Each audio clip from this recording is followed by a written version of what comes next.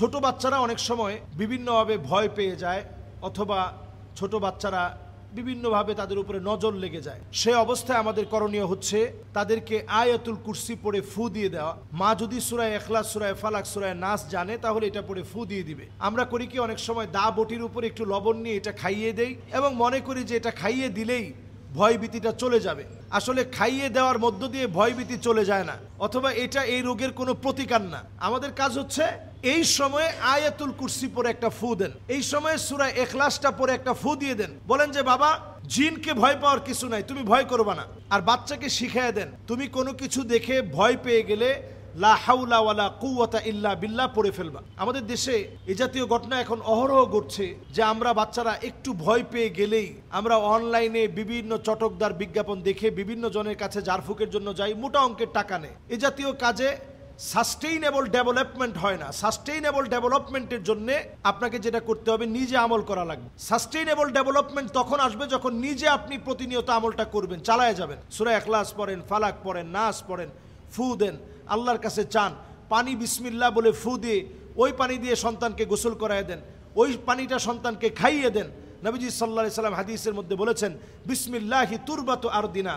বিসমিল্লাহ বলে যদি একটা মাটির মধ্যে ফু দেওয়া হয়, মদিনায় একটা জায়গা আছে, জায়গার নাম তুরবাতুশ শিফা, মানে যেই জায়গার মাটিটাকে নবীজি শিফা বলছেন। একটা মাটির মধ্যে বিসমিল্লাহ বলে ফু দেওয়া হয়েছে। একটা কূপ আছে মদিনায়, আপনারা দেখলে অবাক হয়ে যাবেন, সুবহানাল্লাহ। এটার নাম বিইরে গার্স। নবীজি স্বপ্ন দেখছেন, পরের দিন এসে নবীজি থুতু নিক্ষেপ করছেন, পুরো কূপের পানিটা মিষ্টি হয়ে গেছে, সুবহানাল্লাহ বিহামদি। এটার নাম বিইরে গার্স। যারা মক্কা মদিনায় ছিলেন, আপনারা ঘুরতে গেলে এই জায়গাটা দেখবেন। এই জায়গার এরকম 7, এটাকে বলে মুষ্টি, এই 7 মুষ্টি পানি নবীজি সাল্লাল্লাহু আলাইহি সাল্লামের জন্য হযরত আলী রাদিয়াল্লাহু তাআলা আনহু এই বিইরে গার্স থেকে নিলেন। এরপরে নবীজি সাল্লাল্লাহু আলাইহি সাল্লামকে এই পানি দিয়ে নবীজিকে গোসল করানো হলো, সুবহানাল্লাহ বিহামদি। তো এটা বলার উদ্দেশ্য হচ্ছে এই যে সামান্য একটা পানি নবীজি সাল্লাল্লাহু আলাইহি সাল্লাম ফু দিয়েছেন, এই পানিটা বরকতের পানি হয়ে গেছে। এটা বিইরে গার্স, নবীজি বলেছেন এটা আমার কূপ, বিইরি মানে আমার কূপ। সুতরাং বিসমিল্লাহ বলে যদি আপনি ফু দিয়ে পানি পান করান, আপনার সন্তান সুস্থ হয়ে যেতে পারে এবং আপনার সন্তানের জন্য সুস্থতার কারণ হতে পারে। এজন্য আমরা আমাদের সন্তানদেরকে প্রতিনিয়ত নিজেরা ঝাড়ফুঁক করব, বিসমিল্লাহ পড়ে ফু দিব, আয়াতুল কুরসি পড়ে ফু দিব। এমনকি তেলের মধ্যে আপনি ফু দিয়ে সেই তেলটা আপনি শরীরের মধ্যে দিয়ে দিতে পারেন, পানিটা খাইয়ে দিতে পারেন, অলিভ অয়েল ব্যবহার করা যেতে পারে। এই জাতীয় কর্মকাণ্ড করলেই ইনশাল্লাহ দেখবেন আপনার সন্তান ভয় পেলে ঠিক হয়ে যাবে। এবং সন্তানদেরকে যদি কোনো আসর আপনি লক্ষ্য করেন যে হঠাৎ করে সন্তান চোখ বড় করে ফেলছে, কেমন যেন তার ভিতরে একটা ভয় ভীতি কাজ করছে, যদি এই জাতীয় কোনো কর্মকাণ্ড আপনি আপনার সন্তানের মধ্যে দেখেন, সেক্ষেত্রে আপনি এই আমলগুলো চালিয়ে নেবেন। সেক্ষেত্রে আপনি এই আমলগুলো চালিয়ে নেবেন, সূরা ইখলাস, সূরা ফালাক, সূরা নাস পড়ে পড়ে ফু দিবেন।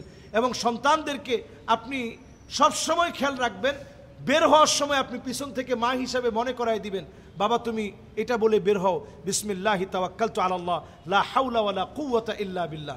আমরা এইভাবে যদি আমাদের সন্তানদেরকে ছোটবেলা থেকে শিখাই, তাহলেই এই সন্তানদেরকে আল্লাহ রাব্বুল আলামিন হেফাজতের চাদরে বেষ্টিত করবেন। ফেরেশতাদের একটা দলকে আল্লাহ নিযুক্ত করে দিবেন।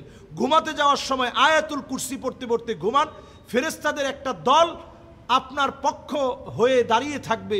আল্লাহ রাব্বুল আলামিনের পক্ষ থেকে আল্লাহ নিযুক্ত করে দিবে, ফালা ইয়াজাল আলাইকা মিনাল্লাহি হাফিজ, যারা আপনার জন্য দায়িত্ব নিয়ে জিম্মাদার হয়ে দাঁড়ায় থাকবে, আপনার ক্ষতি হতে দিবে না। এজন্য আয়াতুল কুরসির আমলটা ছোট বাচ্চাদের ক্ষেত্রে আমরা করে তারপরে ঘুমাতে যাই। মাথার চুল ছেড়ে আমরা ঘরের মধ্যে ঘুমাবো না। মাথার চুল ছেড়ে ঘুমালে নারীদেরকে নানাভাবে আসর করে। ছোট বাচ্চাদেরকে বাহিরে তাদের কাপড়টা রাখবো না মাগরিবের পরে। ছোট বাচ্চাদেরকে আমরা বাহিরে যেতে দিব না একেবারে ঠিক মাগরিবের সময়। এই সময়ে কেউ যদি সাথে থাকে তাহলে দিলেন, ঠিক দুপুরবেলা এই সময়টাতে আমরা ছোট বাচ্চাদেরকে ছাড়বো না। যদি আমরা যেতেই হয় তাহলে বিসমিল্লাহি তাওয়াক্কালতু আলাল্লাহ লা হাওলা ওয়ালা কুওয়াতা ইল্লা বিল্লাহ, এই জাতীয় নবীজির শেখানো দোয়াগুলো পড়ে আমরা বাহিরে যাওয়ার চেষ্টা করব। আল্লাহ তাআলা তৌফিক দান করুক।